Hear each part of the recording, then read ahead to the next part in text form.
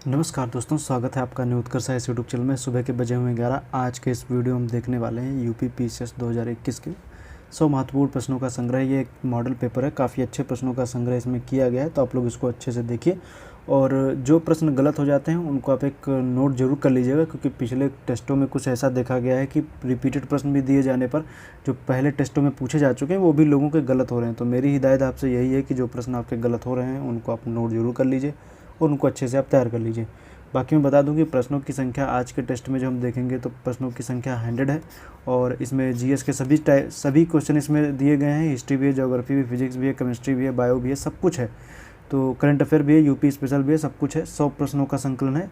Test की duration लगभग 45 minute के आसपास रहेगी। आप लोग इसको देखिए और सुबह 11 बजे का जो आप देख रहे हैं तो लाइव चैट में उत्तर जरूर दीजिए। बाद में देख रहे हैं तो हमें नीचे आप कमेंट बॉक्स में उत्तर जरूर दीजिए। अंत में हमें आप ये जरूर बताइएगा कि आपके कुल कितने प्रश्न सही हुए हैं। तो आइए देखते हैं। क्वेश्चन नंबर 1 से शुरुआत करते हैं। क्वेश्चन नंबर 1 है, हाल ही में किस देश में सैन्य तख्ता पलट किया गया है? क्वेश्चन नंबर 1 का उत्तर दीजिए।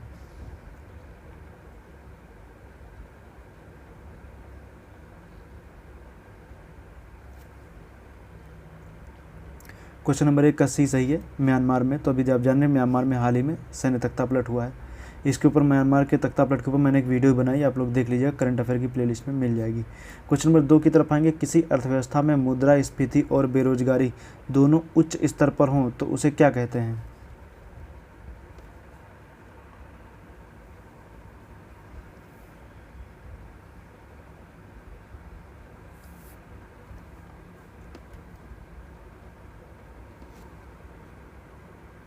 सी सही है, स्टैगफ्लेशन।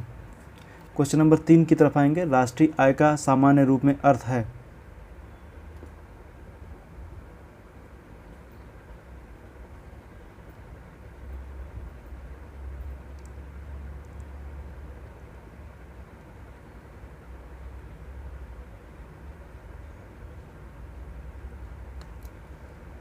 तीन का भी सी सही है, साधन लागत पर शुद्ध राष्ट्रीय उत्पाद। क्वेश्चन नंबर 3 का कौन सा सही हो जाएगा? सी सही हो जाएगा। इसके ऊपर मैंने जीडीपी के ऊपर, अब देखिएगा वीडियो, तो उसमें मैंने बताया उसमें जीडीपी, जीएनपी और एनएनपी सब कुछ मैंने बताया उसमें, आप देखिएगा। तो यही एनएनपी की बात हो रही साधन लागत पर। इसमें जब जो ह्रास निकाल देंगे तो वो एनएनपी निकल आती है, जो किसी भी वस्तु को बनाने के लिए जो ह्रास होती है। जैसे मान लीजिए आप किसी चीज़ का प्रोडक्शन कर रहे हैं, और कोई भी एक आप फैक्ट्री ले लीजिए, तो आपकी जो फैक्ट्री चलती है तो उसमें जो आपकी वस्तुएं, जो फैक्ट्री की जो मशीनें हैं उनकी भी कोई कास्ट होती है, जिनका भी आप उस वस्तु को बनाने के लिए आपकी फैक्ट्री का धीरे धीरे ह्रास भी होता रहता है। तो इस वजह से उस ह्रास को जब माइनस कर देंगे तो वहीं से क्या होती है? एनएनपी निकलती है। तो वो आप वीडियो देखेगा तो उसमें से आपको और अच्छे से समझ आएगा। तो साधन लागत पर शुद्ध राष्ट्रीय उत्पाद जो होता है उसी को हम क्या कहते हैं? राष्ट्रीय आय का सामान्य रूप में अर्थ ही होता है। तो साधन लागत पर, बाजार मूल्य पर नहीं, साधन लागत जितनी आपको प्रॉफिट हुआ है उस पर, मतलब साधन लागत मतलब एक किसी वस्तु को बनाने के लिए कितनी लागत लगी। मान लीजिए 100 रुपये लगी, फिर इसमें टैक्स जोड़ा जाएगा, 120 रुपये हो जाएगा। तो 120 रुपये हो जाएगा, तो जब इसमें से 120 रुपये हो जाएगा तो ये बाजार कीमत हो गई। और इसमें से अगर जो आपको अपना कुछ प्रॉफिट वगैरह लेना है तो 130 रुपये इसका रेट कर दिया गया। तो ये क्या होगी? ये बाजार कीमत होगी, लेकिन साधन लागत जो आपकी लगी वो 100 रुपये है। तो उसी से हम तुलना करते हैं। क्वेश्चन नंबर 3 का सी सही है। क्वेश्चन नंबर 4 की तरफ आएंगे। निम्न में से किस अर्थशास्त्री ने अर्थव्यवस्था में अहस्तक्षेप की नीति का प्रतिपादन किया? क्वेश्चन नंबर 4 का उत्तर दीजिए।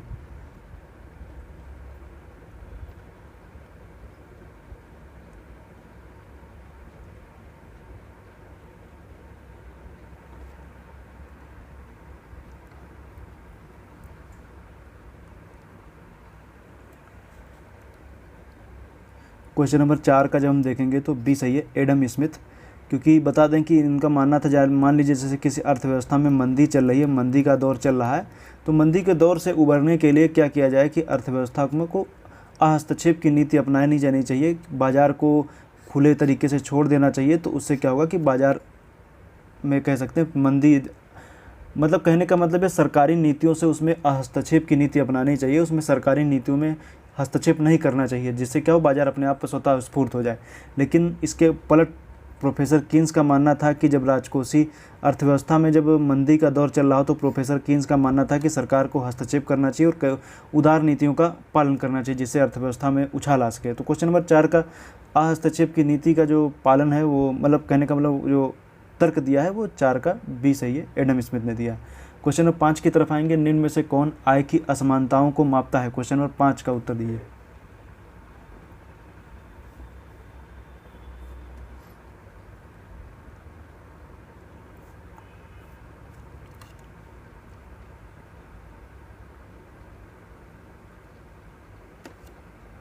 तो जो हम बात करेंगे क्वेश्चन नंबर 5 का, देखिए इसमें लॉरेंज वक्र है और गिनी गुणांक है, इसे माप सकते हैं, लेकिन प्रति व्यक्ति आय से ऐसा नहीं कर सकते हैं। प्रति व्यक्ति आय से असमानता नहीं होती, आय की समानता कह सकते हैं कि सभी को एक धड़े में माप दिया जाता है तो प्रति व्यक्ति आय निकल जाती है। जैसे मान लीजिए किसी देश की कुल आय जो है वो मान लीजिए हम 1000 रुपये है और वहाँ की जो जनसंख्या है वो मान लीजिए कितनी है, 100 है, तो वहाँ की जो कह सकते हैं जो प्रति व्यक्ति आय निकलेगी वो कितनी निकल जाएगी, जब आप देखेंगे तो 10 रुपये निकल आएगी। मतलब इतनी टोटल आ जाएगी कि एक आदमी की उतनी प्रति व्यक्ति आय इतनी ही है, उसको आप डिवाइड कर देंगे तो उससे आ जाएगा। मतलब कुल जीडीपी से जनसंख्या को डिवाइड कर देंगे तो उससे निकल आएगा कि टोटल एक व्यक्ति पर कितनी उसकी आय है। क्वेश्चन नंबर 5 का जो है वो डी सही हो जाएगा, पहला और तीसरा। प्रति व्यक्ति आय से नहीं, याद रखिएगा, लॉरेंज वक्र और गिनी गुणांक से होता है। क्वेश्चन नंबर 6 की तरफ आएंगे, राष्ट्रीय आय समिति की नियुक्ति कब की गई?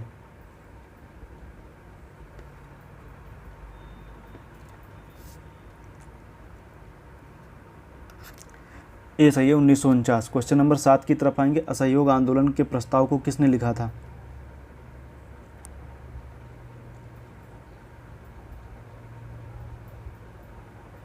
गांधी जी ने स्वयं लिखा था और इसका विरोध जो था वो सी.आर. दास ने किया था। तो सी.आर. दास ने विरोध किया, मदन मोहन मालवीय ने समर्थन किया था और मोतीलाल नेहरू ने भी किया था। क्वेश्चन नंबर 8 की तरफ आएंगे, निम्न में से कौन दांडी मार्च में महात्मा गांधी के साथ था?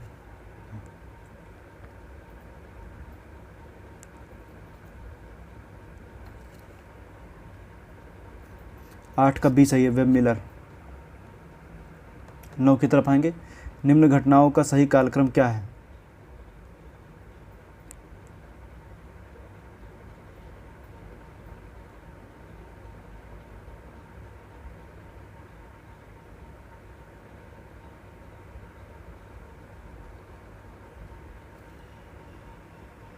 नौ का सी सही हो जाएगा।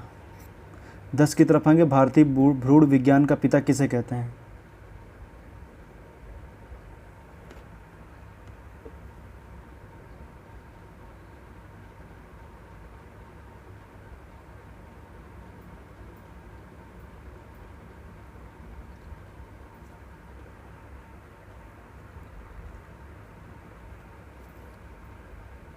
पी महेश्वरी को कहते हैं। क्वेश्चन नंबर 10 का जो है वो ए सही हो जाएगा, पी महेश्वरी। क्वेश्चन नंबर 11 की तरफ आएंगे, पचे हुए पोषक पदार्थों का अवशोषण मुख्यतः होता है।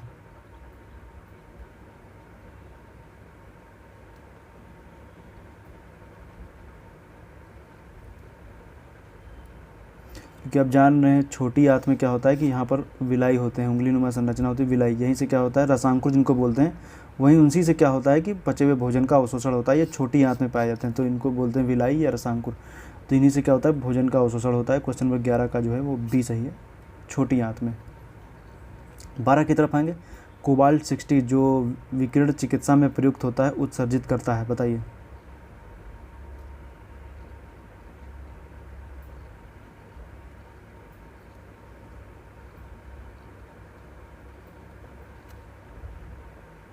गामा किरणें। 13 की तरफ आएंगे, नायक समिति का संबंध है किससे?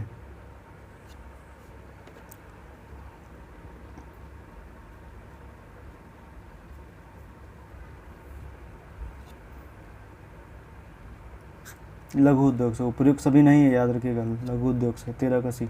14 की तरफ आएंगे, आरबीआई द्वारा सीआरआर में वृद्धि से क्या होगा, बताइए।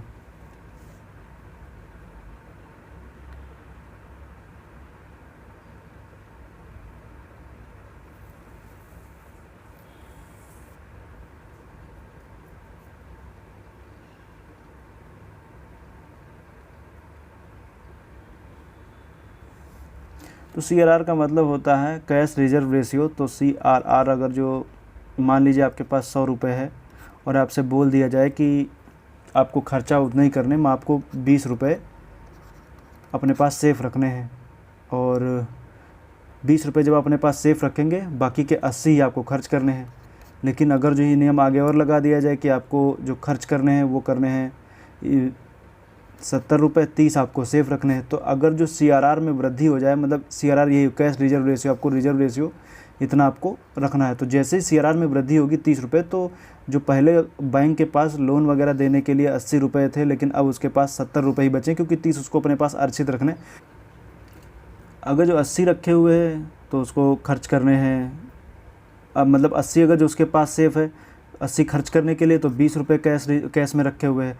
और अगर जो 70 रुपये रखे हुए हैं, तो 70 रुपये अगर जो उसके पास में है लोन वगैरह देने के लिए, तो उसके पास 30 रुपये हैं। तो जैसे ही CRR बढ़ता है, मतलब CRR कैश रिजर्व रेशियो बढ़ाया जाता है, तो अर्थव्यवस्था में मौद्रिक तरलता में कमी आती है। तो याद रखिए क्वेश्चन नंबर 14 का C सही हो जाएगा। क्वेश्चन नंबर 15 की तरफ आएंगे। चलैया समिति का संबंध है किससे? 15 का उत्तर दीजिए।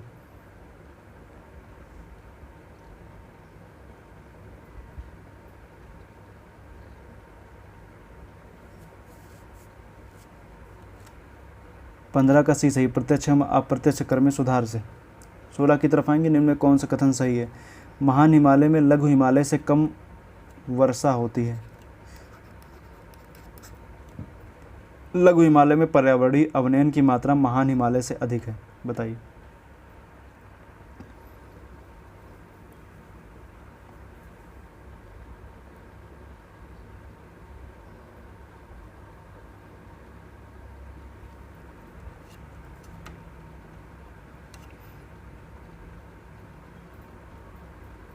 सबसे पहले ट्रांस हिमालय, ट्रांस के बाद वरात, वरात के बाद मध्य, मध्य के बाद शिवालिक, मध्य को ही लघु भी बोलते हैं। ये हो गया लघु, ये हो गया महान। अब इनके बीच में हमें देखना है। तो महान हिमालय में लघु हिमालय से कम वर्षा होती है। महान हिमालय में लघु हिमालय से कम वर्षा होती है। तो ये देखिए, महान हिमालय में लघु हिमालय से कम वर्षा होती है, सही है। क्योंकि आपको पता है कि हिमालय के जब आप देखेंगे तो ये जब, चूँकि मान लीजिए जैसे ये भारत है, तो यहाँ से जब बारिश होती तो सबसे पहले शिवालिक में ज़्यादा, उसके बाद में जब हम देखेंगे तो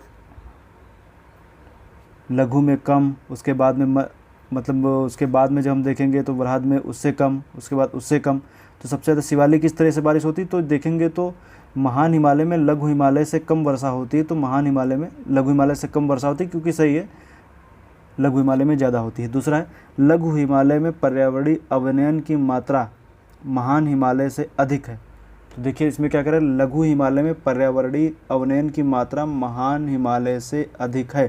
तो इसको जब आप देखेंगे तो लघु हिमालय में जनसंख्या जो है वो ज़्यादा रहती है, तो वहाँ पर पर्यावरणीय अवनयन की मात्रा महान हिमालय से अधिक होगी। क्योंकि यहाँ पर जब देखेंगे तो लघु हिमालय के क्षेत्र में ज़्यादा लोग रहते हैं लघु हिमालय में, लेकिन जैसे ही महान हिमालय में जाएंगे तो जनसंख्या का जो घनत्व है वो कम होता चला जाएगा। तो जो पर्यावरण अर्थात इन्वायरमेंटल डिग्रेडेशन जो आप देखेंगे, अवनयन की मात्रा जब आप देखेंगे, तो वो जहाँ पर जनसंख्या ज़्यादा रहती है वहाँ पर ज़्यादा पर्यावरण को क्षति पहुँचती है। तो जहाँ पर जनसंख्या ज़्यादा है वहाँ पर पर्यावरण का अवनयन भी ज़्यादा होगा, जहाँ पर जनसंख्या कम है वहाँ पर कम है वहाँ पर पर्यावरण अवनयन भी कम होगा। तो 16 का जब हम देखेंगे तो इसमें से कौन सा सही हो जाएगा? C सही हो जाएगा। पहला और दूसरा दोनों सही, अर्थात महान हिमालय में लघु हिमालय से कम वर्षा होती है, सही है। लघु हिमालय में पर्यावरणीय अवनयन की मात्रा महान हिमालय से अधिक है, ये भी सही है। 17 की तरफ आएंगे। ब्रिटिश ईस्ट इंडिया कंपनी के सेवकों के कार्यकारी तथा न्यायिक अधिकार सर्वप्रथम किसके समय में अलग अलग किए गए? बताइए। क्वेश्चन नंबर 17 का उत्तर दीजिए।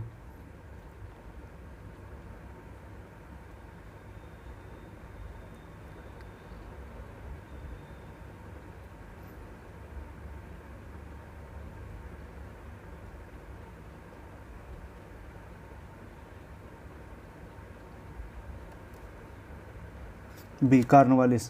18 की तरफ आएंगे। भारतीय राष्ट्रीय कांग्रेस ने निम्न में से किस अधिवेशन में स्वदेशी के प्रस्ताव को अपनाया?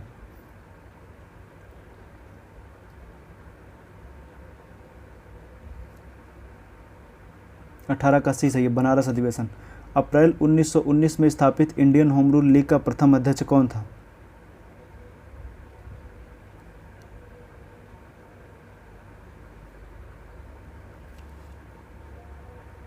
Joseph Baptista. 19 का D सही है।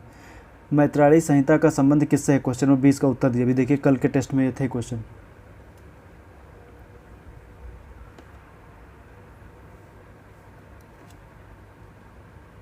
बीस का B, यजुर्वेद। महावीर स्वामी की मृत्यु के बाद जैन संघ का प्रमुख कौन बना?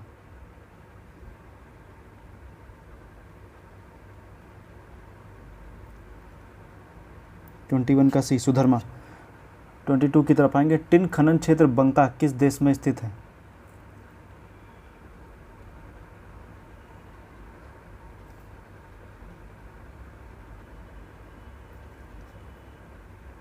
इंडोनेशिया।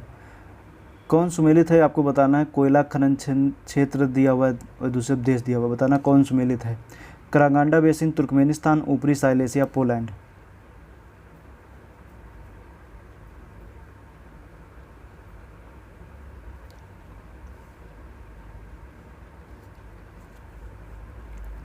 करागांडा जो बेसिन आप देखते हैं ये तुर्कमेनिस्तान में नहीं, ये कजाकिस्तान में है, कजाकिस्तान में है। और ऊपरी साइलेसिया पोलैंड सही है। तो कौन सुमेलित है जब आपको बताना है, तो बी वाला सुमेलित है, बाकी पहला वाला सुमेलित नहीं था। 24 की तरफ आएंगे, कोयला किन चट्टानों में पाया जाता है, बताइए।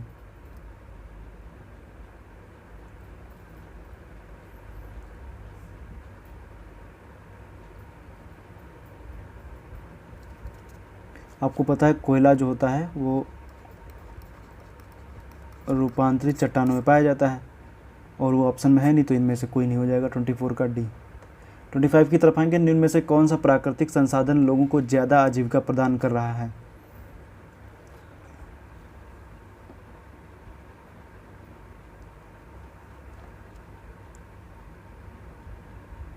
ट्वेंटी 25 का बी भूमि, क्योंकि वही सबसे ज़्यादा आप देखेंगे खेती वगैरह लोग करते हैं, और सबसे ज़्यादा आप देखेंगे जीविका के मामले में तो भूमि से सबसे ज़्यादा लोग आजीविका प्रदान कर रहे हैं। क्वेश्चन नंबर 26 की तरफ आएंगे, भ्रांति विलास पुस्तक किसने लिखी थी? Question number 26।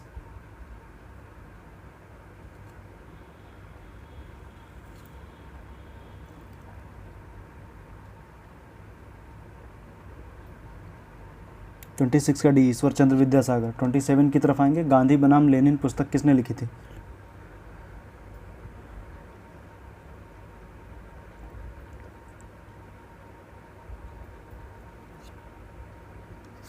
ऐसे डांगे, श्रीपाद अमृत डांगे, ऐसे डांगे ने लिखी थी।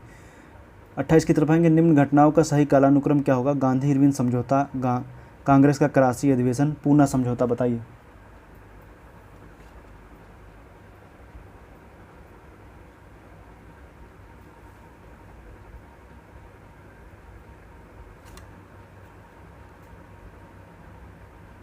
देखिए गांधी इरविन समझौते की जब हम बात करेंगे तो 5 मार्च 1931 को हुआ था।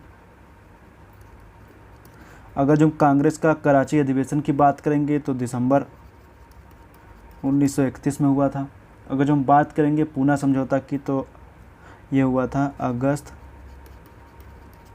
1932 में। तो इसको ज़रा से आप देखिए कौन पहले हुआ कौन बाद में हुआ, तो आप देखेंगे तो आपको सामने आएगा 28 का। आप बताइए कौन सा होगा, तो 28 का डी सही हो जाएगा, 1 2 3।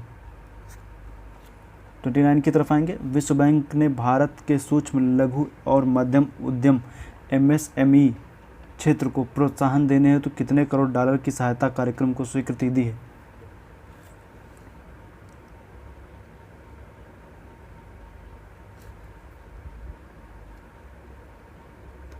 $50 करोड़। 30 की तरफ आएंगे, निम्न में से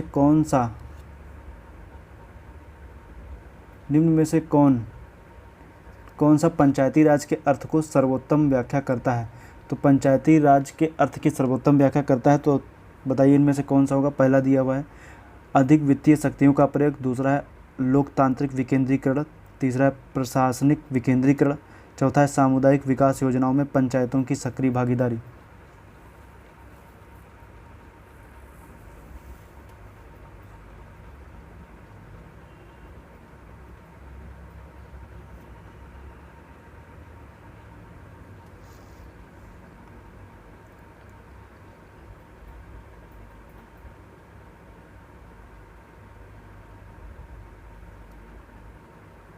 लोकतांत्रिक विकेंद्रीकरण और सामुदायिक विकास योजनाओं में पंचायतों की सक्रिय भागीदारी। अधिक वित्तीय शक्तियों का प्रयोग ये नहीं होगा, प्रशासनिक विकेंद्रीकरण का भी इससे मतलब नहीं है, लेकिन जो ये वाले हैं लोकतांत्रिक विकेंद्रीकरण और सामुदायिक विकास योजनाओं में पंचायतों की सक्रिय भागीदारी। क्वेश्चन नंबर 30 का जो है वो सही हो जाएगा सी, दूसरा और चौथा। 31 की तरफ आएंगे, निम्न में कौन सुमेलित नहीं है? भाग दिए गए और एक तरफ आपको बताना है कि किस भाग में क्या है।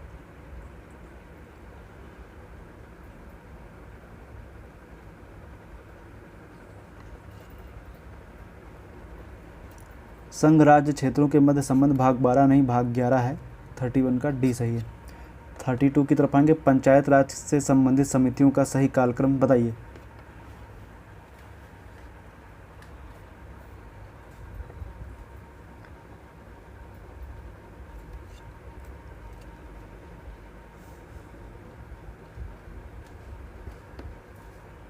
देखिए राव जो थी वो 85, सिंधवी 86, B.R. मेहता 1957, अशोक मेहता 1977। अब निकाल लीजिए 85, 86, 57, 77 है, तो इसका सही हो जाएगा 3, 4, 1, 2। तो ऑप्शन देखिए कौन सा है, 3, 4, 1, 2, 38 का 32 का ए सही है, 3, 4, 1, 2। हाँ 33 की तरफ आएंगे, भारत का संघीय न्यायालय निम्न में से किस वर्ष स्थापित किया गया था।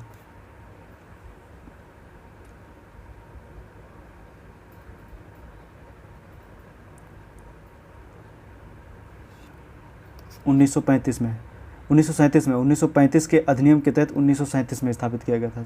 34 की तरफ आएंगे, निम्न में से कौन सा कथन सही है। महाधिवक्ता का पद राज्यपाल के प्रसाद पर्यंत रहता है।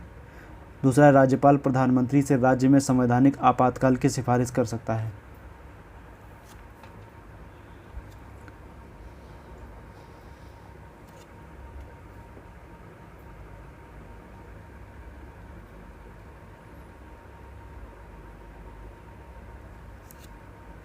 देखिए पहला वाला सही है, राज्यपाल के प्रसाद पर्यंत पद धारण करता है महाधिवक्ता, आर्टिकल 165। और राज्यपाल प्रधानमंत्री से राज्य में संवैधानिक आपातकाल की सिफारिश कर सकता है, तो प्रधानमंत्री से नहीं करता है, वो करता है राष्ट्रपति से। क्वेश्चन नंबर 34 का ए सही है, केवल एक। 35 की तरफ आएंगे, राज्य व्यवस्था के अधिकतर राज्यसभा सॉरी यहाँ पे राज्य व्यवस्था लिख गया है, राज्यसभा के अधिकतर सदस्य चुने जाते हैं, बताइए।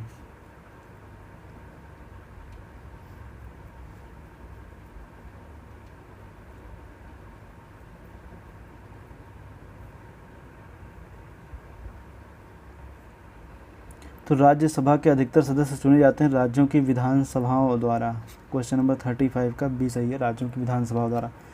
दरअसल मैं आपको थोड़ा सा बता दूं कि जैसे चुनाव जो होता है वो अप्रत्यक्ष तौर पर होता है, आप जान ही रहे हैं राज्यसभा का, और 1/3 जो होते हैं वो हर दूसरे साल पर उनका रिटायरमेंट हो जाता है। और आयु जो आप देखेंगे तो इनका जो कार्यकाल होता है वो 6 वर्ष का होता है, और हर 1/3 सदस्यों का हर दूसरे साल चुनाव होता है। तो अब इसमें जब हम देखेंगे तो चुनाव कैसे होता है उसमें मैं थोड़ा सा बता दूं, वैसे आप किताबों वगैरह में पढ़े ही होंगे। जैसे मान लीजिए किसी राज्य में, जैसे यूपी की हम बात करते हैं, मान लीजिए यूपी में कुल सीटें खाली हुई कितनी, 10, वैसे टोटल यूपी में 31 हैं, तो मान लीजिए 10 सीटें खाली हुई, 10 सीटों पर चुनाव होना है। तो चुनाव कैसे होगा मैं बता दूं, तो उसमें क्या करा जाता है, मान लीजिए यूपी की हम जान लें कि यूपी की 404 है, यहाँ की सदस्य संख्या हम 400 लेते हैं, 400 है, और जो जितनी सीटें खाली हुई हैं, मान लीजिए 10 सीटें खाली हुई, इसको एक ज़्यादा कर दीजिए, 11 को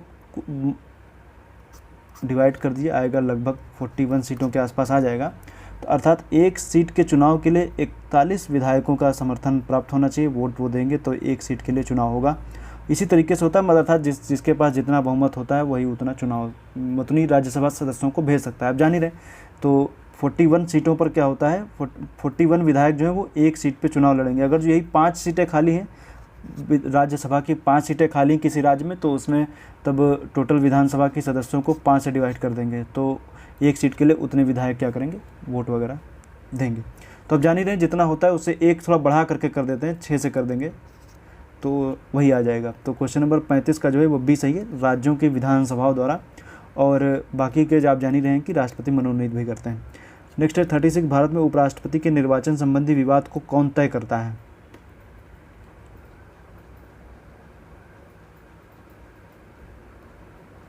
थर्टी 36 का सी हो जाएगा, सर्वोच्च न्यायालय। 37 की तरफ आएंगे, विश्व महासागर दिवस कब मनाया जाता है।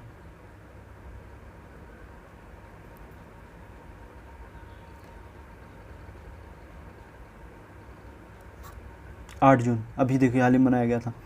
38 की तरफ आएंगे, बशर अल असद किस देश के राष्ट्रपति बने हैं।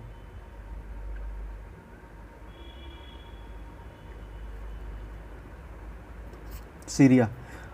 और 39 की तरफ आएंगे, हाल ही में किस भारतीय अर्थशास्त्री को सामाजिक विज्ञान के क्षेत्र में स्पेन के सर्वोच्च पुरस्कार प्रिंसेस ऑफ एस्टूरियन अवार्ड से नवाजा गया है?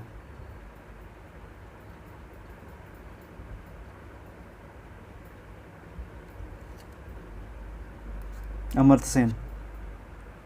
40 की तरफ आएंगे, किसी अफ्रीकी देश के प्रधानमंत्री, किस अफ्रीकी देश के, देखिए थोड़ा टाइपिंग में मिस्टेक कर देते हैं, किस अफ्रीकी देश के प्रधानमंत्री हामिद बकायोको का 56 वर्ष की उम्र में कैंसर के कारण निधन हो गया? वो किस देश के प्रधानमंत्री थे?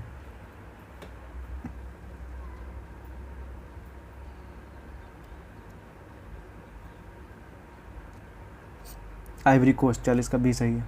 41 की तरफ आएंगे, आरबीआई ने किस राज्य में स्थित शिवम सहकारी बैंक का लाइसेंस रद्द कर दिया है?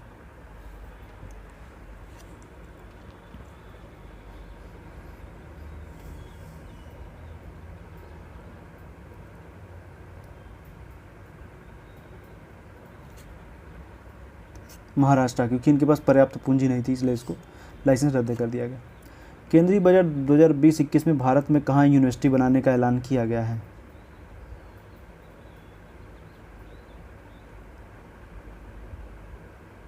केंद्रीय यूनिवर्सिटी बनेगी। 42 का उत्तर दीजिए।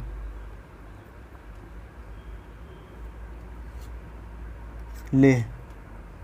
43 की तरफ आए, कली वैली आर्द्रभूमि किस क्षेत्र में स्थित है या कहाँ स्थित है कली वैली?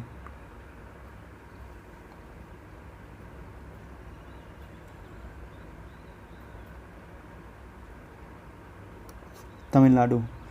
देश के पहले बड़े मल्टी मॉडल लॉजिस्टिक पार्क की स्थापना किस राज्य में की जा रही है? 44 का उत्तर दीजिए।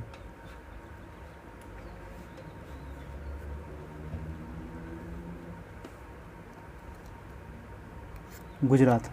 45 की तरफ आएंगे, निम्न में से कौन सा कथन सही है? भारतीय रेलवे ने देश की सबसे लंबी ट्रेन वासुकी लॉन्च की है। दूसरा है, इस ट्रेन की लंबाई 5.3 किलोमीटर है।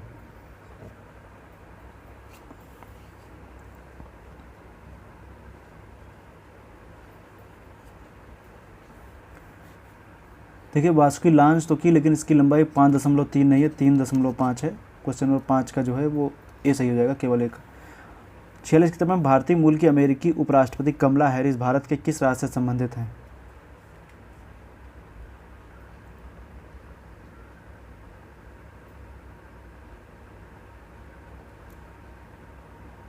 फोर्टी सिक्स का ए सही है, तमिलनाडु। 47 की तरफ आएंगे, डीआरडीओ का scientist of the year award किसे प्रदान किया गया है?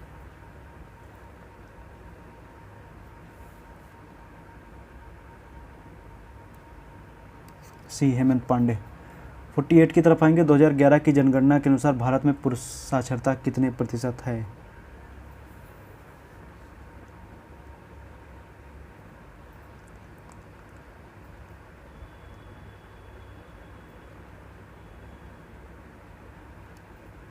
देखिए, 80.9 जो है वो पुरुषों की है, महिलाओं की 64.6, ओवरऑल 73%। तो सही उत्तर हो जाएगा 80.9। यूपी में प्रतिशतता के आधार पर न्यूनतम नगरीय जनसंख्या किस जिले में निवास करती है?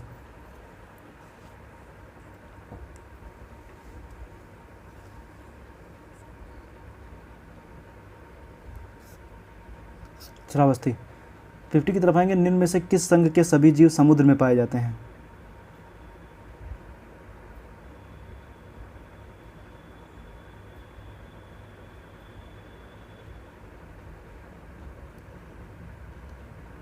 इकाइनोडर्मेटा। स्टारफिश वगैरह सब इसी में आते हैं, स्टारफिश वगैरह सब इसी में आते हैं। बाकी एनेलिडा में जैसे केचुआ आता है, प्लेटीहेल्मिन्थीन में जैसे आप देखेंगे तो इसमें आ जाता है फीताकृमि, टेपवर्म जिसको बोलते हैं। आर्थ्रोपोडा में आप जान ही रहे हैं, जितने भी कीड़े मकोड़े सब इसी में आ जाते हैं। जैसे काकरोच वगैरह है, बिच्छू वगैरह है, इसमें भी जैसे उपसंग डिवाइड किए गए हैं, मेलियोपोडा, इंसेक्टा। बाकी आप इसमें बायोलॉजी वगैरह में पढ़े होंगे। तो क्वेश्चन नंबर 50 का जो है वो भी सही है, इकाइनोडर्मेटा। 51 की तरफ आएंगे, निम्न में कौन सम्मिलित नहीं है, आपको ये बताना है। नेशनल पार्क राज्य दिया गया, बताइए।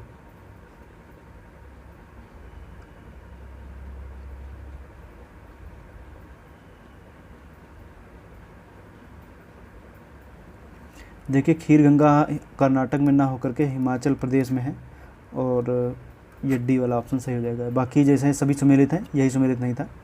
51 का डी है। बाकी मैं बता दूं कि प्रश्न के उत्तर देने से पहले प्रश्न को अच्छी तरीके से पढ़िए, तभी उत्तर दीजिए। जल्दबाजी करेंगे तो गलती होगी। यही हाल एग्जाम हॉल में भी होता है। उत्तर प्रदेश वित्तीय निगम की स्थापना किस वर्ष की गई थी? 52 का उत्तर दीजिए।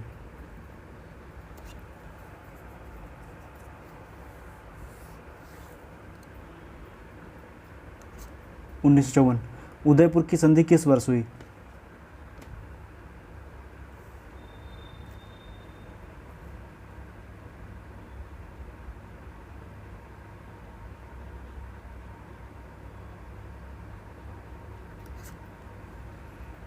अठारह सौ 18।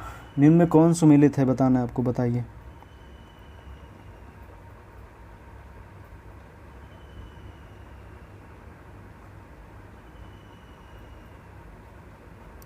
देखिए मुहैयान जो है यही सुमेलित है गुप्तचर, बाकी के ये बरीद वरीद भी और ये सब देखिए ये सब सुमेलित नहीं है, यही मुहैयान गुप्तचर थे। बरीद भी एक प्रकार से गुप्तचर ही थे। सहना जो था वो मंडी का प्रमुख होता था। 55 की तरफ आएंगे। निम्न में से किस विभाग की स्थापना फिरोज शाह तुगलक ने की? क्वेश्चन नंबर 55 का उत्तर दीजिए।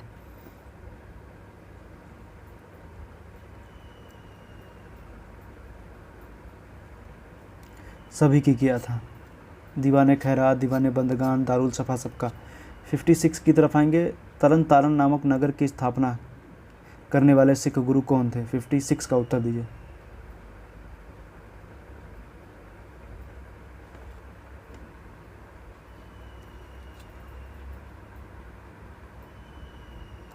गुरु अर्जुन देव। 57 की तरफ आएंगे।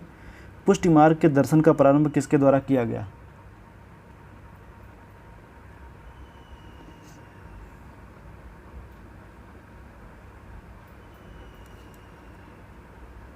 वल्लभाचार्य। 57 का डी। 58 की तरफ आएंगे। सफ़ीनत उल औलिया का लेखक कौन था?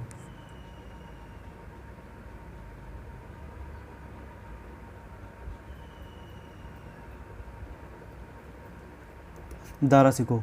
काल बैसाखी उत्पन्न होते हैं।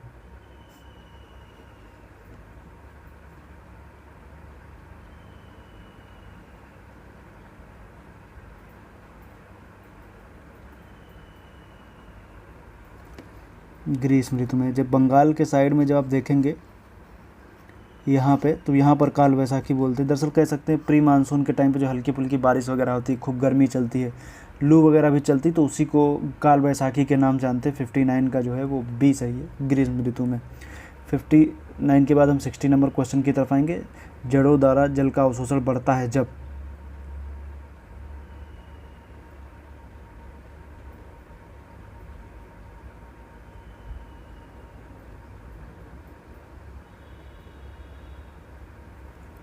देखिए जैसे ये कोई मान लीजिए, जैसे मैं बताऊँ, मान लीजिए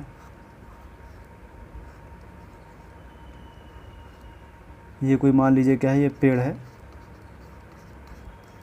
ये कोई पेड़ है। तो इसमें जब देखेंगे तो वाष्पोत्सर्जन जब इसमें से हो जाएगा, जब इसमें से वाष्पोत्सर्जन की क्रिया जो कि होगी बढ़ जाएगी। जब वाष्पोत्सर्जन की क्रिया बढ़ेगी तो इसमें सीधी सी बात है, इसमें पेड़ में क्या होगी, नमी कम होगी, क्योंकि वाष्पोत्सर्जन के जरिए जल बाहर चला जा रहा है। तो वाष्पोत्सर्जन की क्रिया जब जल बाहर जाएगा तो जड़ों द्वारा जल का अवशोषण बढ़ जाएगा। जैसे हम इस तरीके से समझ सकते हैं, आपको जब खूब पसीना निकलता है तो प्यास भी खूब लगती है, क्योंकि आपके शरीर से पानी की कमी होती है, तब आप प्यास लगती है तो पानी भी पीते हैं। तो क्वेश्चन नंबर 60 का जो है वो सी सही हो जाएगा, वाष्पोत्सर्जन दर बढ़ जाती है। अगार अगार का महत्वपूर्ण स्रोत है?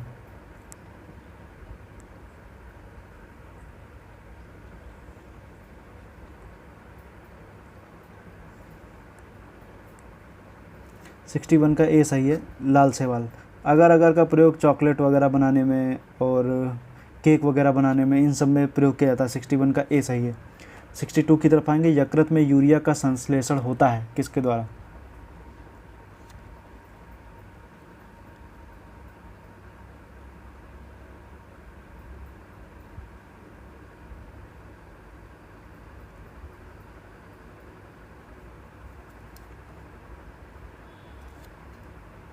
आर्निथिन चक्र द्वारा।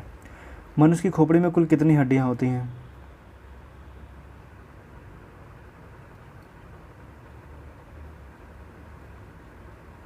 29। सुरहा ताल पश्चिम बिहार कहाँ स्थित है?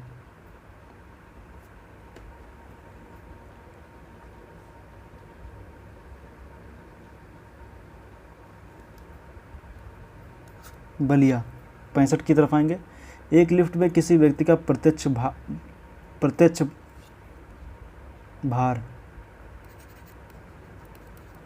भार वास्तविक भार से कम हो जाता है जब लिफ्ट जा रही हो।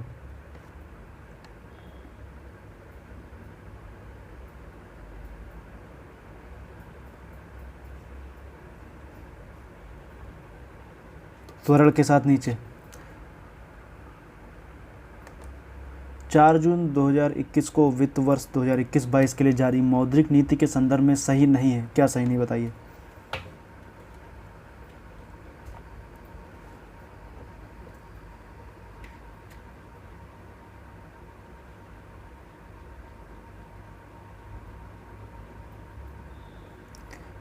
रेपो रेट जो थी वो 4% थी।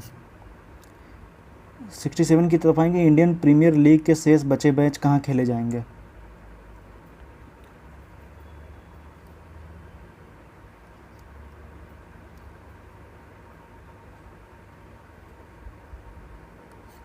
यूएई।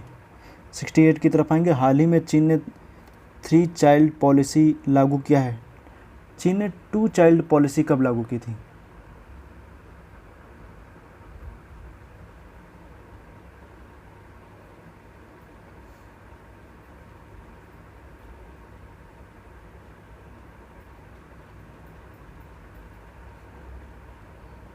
– 2016 में। 69 की तरफ आएंगे।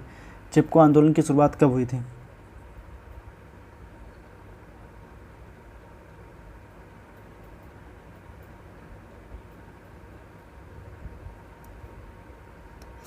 1973 में। यदि सूरत में बनी वस्तुएं मुंबई या दिल्ली में बेची जाएं तो यह है?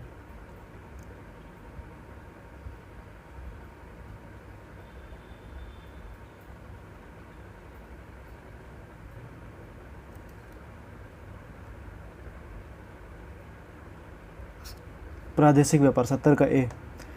71 की तरफ आएंगे। निम्न में से कौन सी पंचवर्षीय योजना अनावृष्टि एवं 2 युद्धों के कारण प्रभावित रही?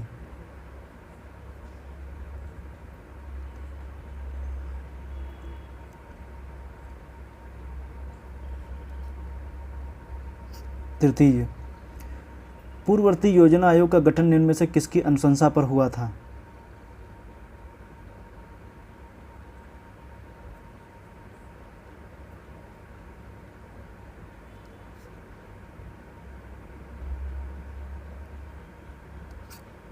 योजना सलाहकार बोर्ड। 73 की तरफ आएंगे। संसद की कार्यवाही सूची में प्रथम विषय होता है?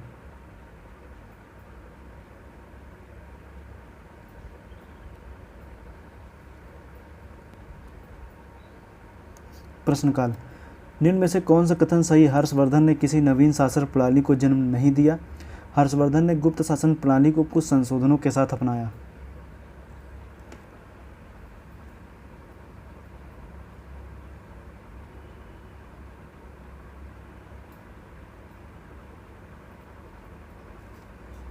74 का सी, पहला और दूसरा। 75 की तरफ आएंगे। निम्न में से कौन सा कथन सही है? विश्व की सर्वाधिक प्रवाल भित्तियाँ उष्णकटिबंधीय सागरीय क्षेत्र में मिलती हैं। दूसरा है उष्णकटिबंधीय वर्षा वनों के बाद प्रवाल भित्तियाँ जीवों के परिपोषण में द्वितीय स्थान पर हैं।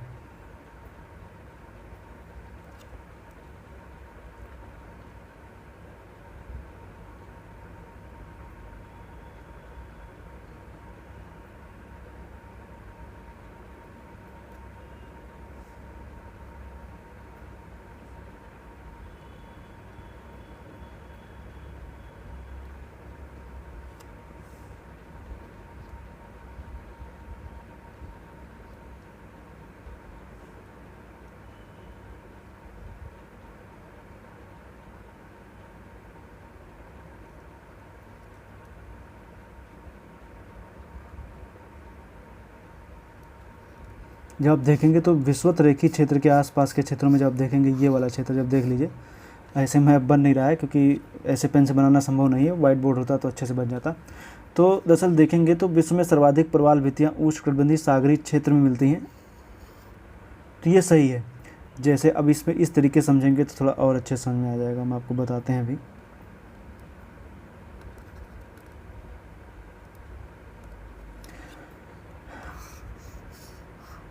जैसे ये आप ले लीजिए, ये है मैप ले लीजिए, तो इसमें जब आप देखेंगे तो विषुवत रेखा है।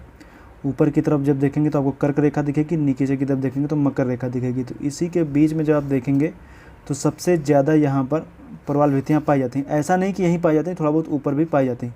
तो सर्वाधिक प्रवाल भित्तियाँ उष्णकटिबंधीय सागरीय क्षेत्र में पाई जाती हैं, ये सही तथ्य है।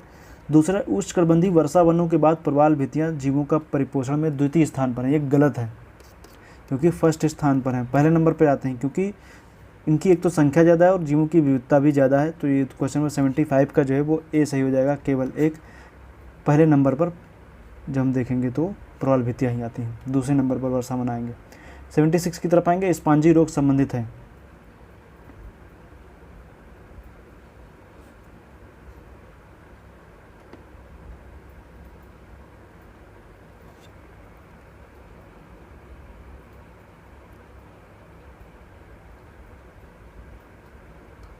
आम से 77, निम्न में से कौन सा रबी ऋतु का खरपतवार है?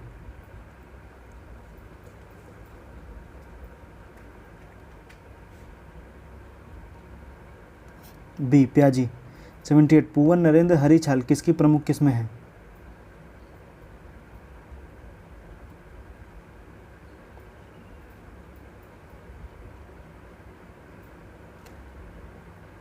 सी केला। 78 की तरफ आएंगे, निम्न में 78 हो गया। 79 की तरफ आएंगे, निम्न में कौन सुमेलित नहीं है, बताइए।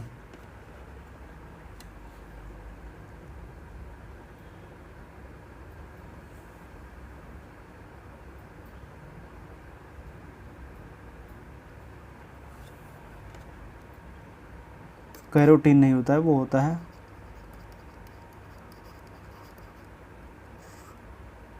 क्वेरसिटीन, जिसकी वजह से इसका पीला रंग होता है। 79 का भी सही है।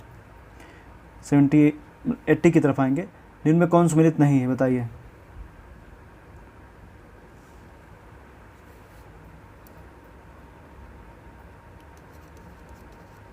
वार्षा सम्मेलन 2013 का है। 1 नैनोमीटर बराबर है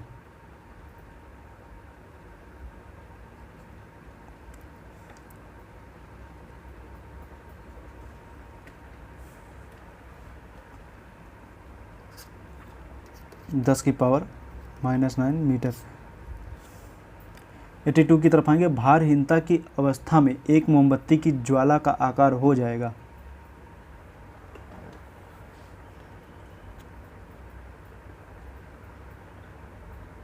फिजिक्स वाले तो सभी लोग जान ही रहे होंगे, सब उत्तर दीजिए तुरंत। बी सही हो जाएगा, गोलाकार। 83 की तरफ आएंगे, एक व्यक्ति किसी घर्षण रहित क्षैतिज धरातल पर खड़ा है, इस धरातल पर निश्चित दूरी तक वह कैसे आगे बढ़ सकता है?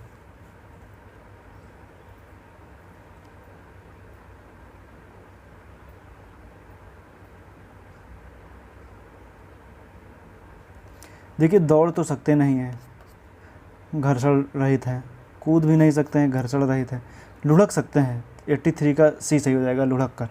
84 की तरफ आएंगे, यदि पानी की एक बड़ी बूंद को छोटी बूंदों में तोड़ा जाए तो पृष्ठ ऊर्जा।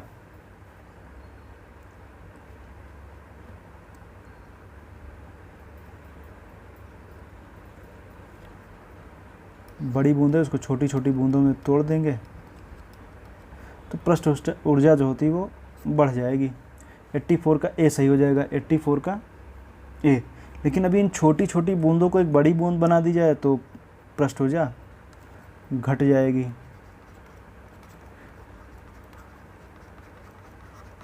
कब? जब छोटी से बड़ी बनाई जाएगी।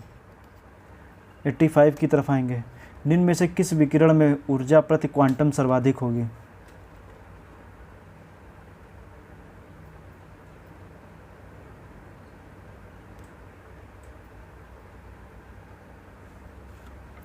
जिसकी परास सबसे कम होगी उसमें सबसे ज़्यादा होगी, 200 से 280 नैनोमीटर की। 86 की तरफ आएंगे, निम्न में से कौन सा एक वर्षा का रूप नहीं है? 86 का उत्तर दीजिए। बर्फ़ है, जैसे ये हो गया है स्नो। ओले के साथ वर्षा, इसको हम स्लीट कह सकते हैं। ओले को हम क्या कह सकते हैं? हेल कह सकते हैं। कोहरा तो आप जान ही रहे हैं, फॉग। अब उत्तर दीजिए, इसमें कोई कन्फ्यूजन हो तो।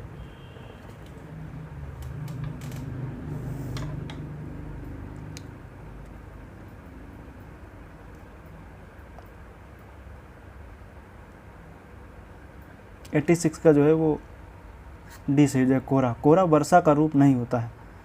86 का डी सही हो जाएगा। इसके ऊपर मैंने वर्ल्ड ज्योग्राफी में वीडियो बना रखी है, आप लोग देखिएगा। 87 की तरफ आएंगे। पर्यावरण संरक्षण अधिनियम को अधिनियमित होगा, यहाँ पर थोड़ा सा आप समझ लीजिए। करने के लिए भारत सरकार द्वारा किस अनुच्छेद का प्रयोग किया गया? 1986 का है।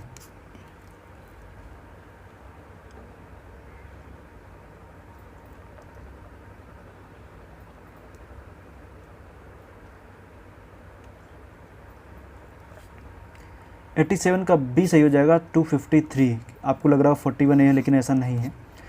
253 इसलिए है क्योंकि अंतर्राष्ट्रीय कानून को लागू करने के लिए इस पर संसद को अधिकार है। 253 का जो है वो बी सही हो जाएगा, मतलब 87 का बी सही हो जाएगा। 253, मान लीजिए कोई पर्यावरण से रिलेटेड कोई अंतर्राष्ट्रीय कानून वगैरह है तो उसको लागू करना है, या मान लीजिए जैव सुरक्षा से रिलेटेड है, और कोई भी अंतर्राष्ट्रीय स्तर का कोई कानून अगर जो लागू करना है, कोई मानक तय किए गए हैं, ओजोन क्षरण से रिलेटेड है या कुछ ऐसा है, तो इसी आर्टिकल का प्रयोग किया जाता है 253 का।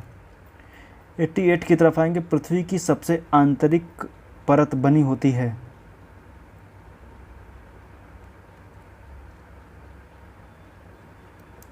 बताइए, 88 का उत्तर दीजिए।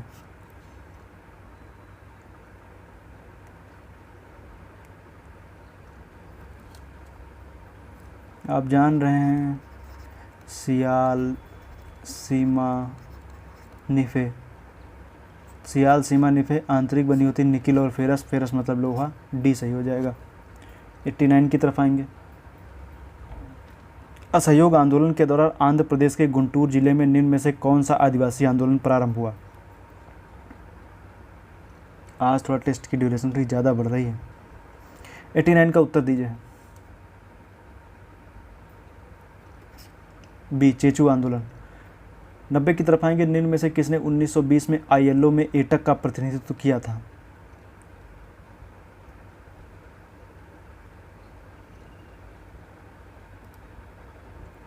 एटक मतलब all India trade union Congress, और ILO मतलब इंडियन लेबर ऑर्गेनाइजेशन। ए सही हो जाएगा, MN जोशी। 90 का है। 91 की तरफ आएंगे। हार्टोग समिति का गठन कब हुआ था?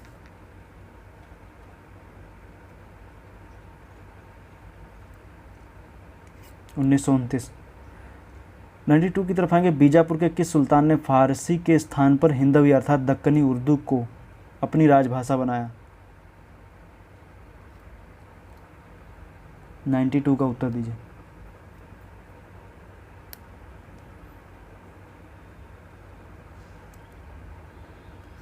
इब्राहिम आदिल शाह। 93 की तरफ आएंगे। पवारा व हरदौल लोकगीत किस क्षेत्र से संबंधित हैं?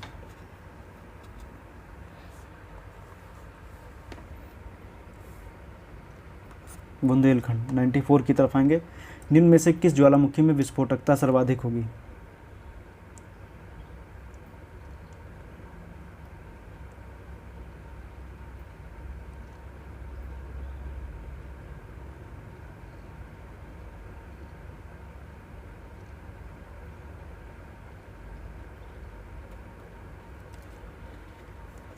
पीलियन तुल्य ज्वालामुखी। ये ज्वालामुखी का वीडियो देखिएगा, हमने बनाया है, उसमें काफ़ी अच्छे से बताया है, उसमें मैंने क्रम वाइज पूरी डिटेल बता रखी है, आप देखिएगा। इसका उत्तर जाएगा 94 का बी, पीलियन तुल्य। 95 मोना पैसेज किसके मध्य स्थित हैं?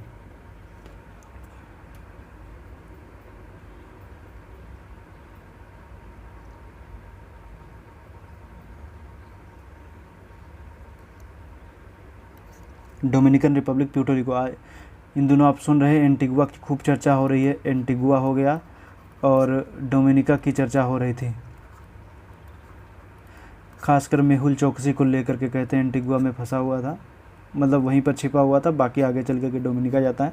तो ये सब चीज़ों को लेकर के आप एंटीगुआ, डोमिनिका, इन सब के बारे में थोड़ा बहुत राजधानी वगैरह देख लीजिएगा। कैरेबियन के सभी देश हैं, मैंने वीडियो बना रखी है। 95 का जो है वो डी सही है। 96 की तरफ आएंगे। वरिष्ठ राजनयिक मनप्रीत वोहरा को किस देश में भारत का उच्चायुक्त नियुक्त किया गया?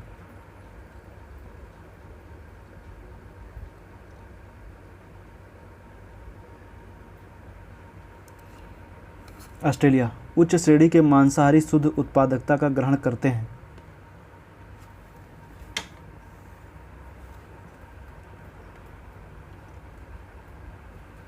देखिए, सबसे पहले होते हैं उत्पादक, उत्पादक के बाद होते हैं प्राथमिक उपभोक्ता, उसके बाद द्वितीयक, उसके बाद तृतीयक। लिंडमान के 10% का नियम लगाइए। अगर जो ये 100 ग्रहण करते हैं तो इनको 10 मिलेगा, इनको मिलेगा 1, उसके आगे वाले को मिलेगा 0.1, तो ये 0.10 मतलब वही।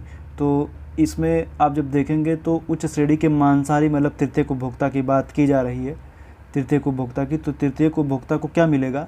उत्पादक का। तो उत्पादक का 100% प्राथमिक ले लिया, और जो उत्पादक के जितनी दूर रहेगा उसको उतनी कम ऊर्जा मिलती है।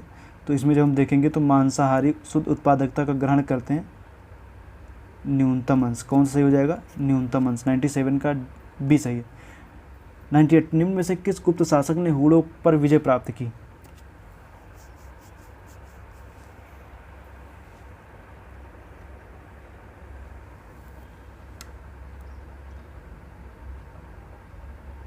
स्कंदगुप्त।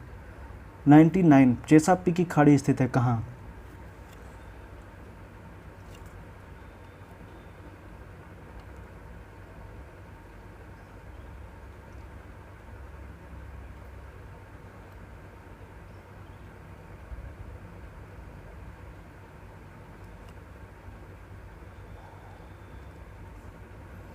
ये देखिए, जैसे मैंने बनाने की कोशिश की है, हल्का सा बन भी गया है। तो जब आप देखेंगे तो यहाँ पर जब आप देखेंगे तो ये उत्तरी अटलांटिक हो गया। उत्तरी अटलांटिक में जब हम देखेंगे तो जो ये वाला हिस्सा है ये आप देख रहे हैं, ये यूएसए है, उसके ऊपर कनाडा है, ये अलास्का है। तो यूएसए में जब आप देखेंगे तो यहाँ पर जो खाड़ी दिखती है इसको बोलते हैं मैक्सिको खाड़ी। यहीं पर दिखती है आपको चेसापीक की खाड़ी। ये पूरा अटलांटिक है एस के आकार में। तो अटलांटिक में, उत्तरी अटलांटिक में सही हो जाएगा। क्वेश्चन नंबर 99 का ए सही है, उत्तरी अटलांटिक। 100 नंबर क्वेश्चन की तरफ आएंगे। विश्व प्रेस स्वतंत्रता सूचकांक 2021 में भारत की रैंकिंग है। -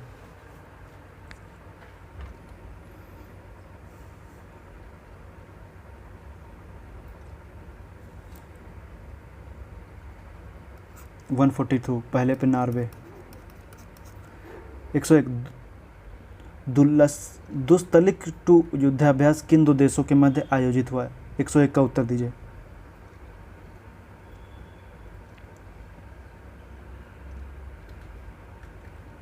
अंतिम क्वेश्चन है, उत्तर दीजिए आप लोग। भारत और उज्बेकिस्तान के बीच में आयोजित हुआ। तो आज का टेस्ट तो यहीं पर ख़त्म हुआ। कल का जो टेस्ट होने वाला है वो होने वाला है पर्यावरण। पर्यावरण का टेस्ट होगा, आप लोग आइएगा, सुबह 11 बजे ही टेस्ट होने वाला है। उसके क्वेश्चन हम लेकर के आएंगे। बाकी ये आपको टेस्ट कैसा लगा, कैसा आपका परफॉर्मेंस रहा, प्रश्नों का स्तर कैसा रहा, ये भी मैं सब कुछ आप कमेंट बॉक्स में हमें करके बताइए। और जो गलत हुए हैं उम्मीद हम जरूर करेंगे कि आप उनको नोट करेंगे, उनको अच्छे से तैयार करेंगे। क्योंकि जो गलत हुए हैं अगर जो आप उनको तैयार कर लेंगे तो चीज़ें और आसान हो जाएंगी। नहीं तो इसी टेस्ट के अगर जो हम आगे चल करके हम आपको कोई क्वेश्चन देंगे तो फिर आपसे वही प्रश्न गलत हो जाएंगे। तो उम्मीद करता हूँ वीडियो आपको अच्छा लगा है। वीडियो अच्छा लगा तो अपने मित्रों के साथ शेयर जरूर कीजिए। कुल कितने सही हुए हैं आपके, तो ये भी मुझे बताइए। कोई अंदाज़ा मत बताइए कि 60% सही, 70% सही, 85 सही हो गए, 70 सही हो गए, इस तरह मत बताइए। एक एक्यूरेसी में हम ये नहीं करें कि अभी आप मुझे बताइए कि अभी तुरंत बता दीजिए कितने सही हो, लेकिन आप एक अंदाजे के साथ में, आप एक्यूरेसी के साथ बताइए कि हमारे यहाँ इतने तो सही हैं ही। तो ये आप कीजिए। बाकी मैं बता दूं कि देखिए 100 क्वेश्चन में तो थोड़ा टाइम लग जाता है। बाकी बता दूं, जैसे मैं 25 क्वेश्चन पूछता हूं तो एक कॉपी पेन लेकर के बैठा कीजिए। 1 2 3 4 5 6 7 8 9 10 इस तरीके से आप कर लिया कीजिए। तो आप उसमें लगाया कीजिए कि ए का ये सही है और ये वाला मेरा सही है, 2 का ये वाला सही है, मेरा सही है कि नहीं सही। इस तरह से कर लेंगे तो थोड़ा सा और आपकी अच्छे से तैयारी हो जाएगी। और बाकी क्वेश्चन जो गलत हो रहे हैं उन्हीं को नोट कर लीजिए, और भी आसानी हो जाएगी। तो उम्मीद करता हूँ वीडियो आपको अच्छा लगा है। अपने मित्रों के साथ शेयर जरूर कीजिए। वीडियो देखने के लिए पुनः एक बार आपका बहुत बहुत धन्यवाद। आपका दिन शुभ रहे। धन्यवाद। बाकी कल के टेस्ट में भी आप लोग जरूर उपस्थित होइएगा। धन्यवाद।